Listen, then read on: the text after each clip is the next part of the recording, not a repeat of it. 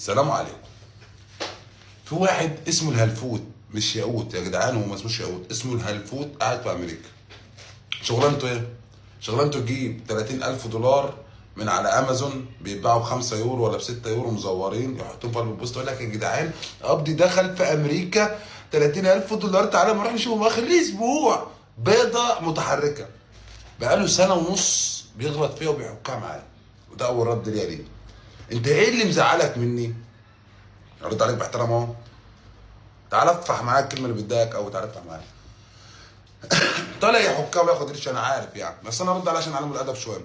كل اللي انت تطلع تقول يا هلفوت 30,000 جنيه مرتبك في الاسبوع في امريكا، انت راجل هلاس وراجل كذاب. انت عايش على، لا اما عايش على المعونه، لا اما عايش بيجي لك معونه منها حوارات، لا اما بتاخد 2000 جنيه انا صعلوك.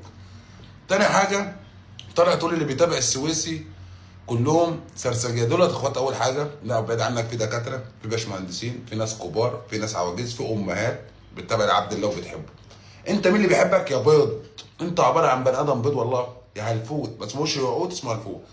تطلع تقول للناس يا جدعان انا جايلي 30,000 دولار جايبهم من على امازون.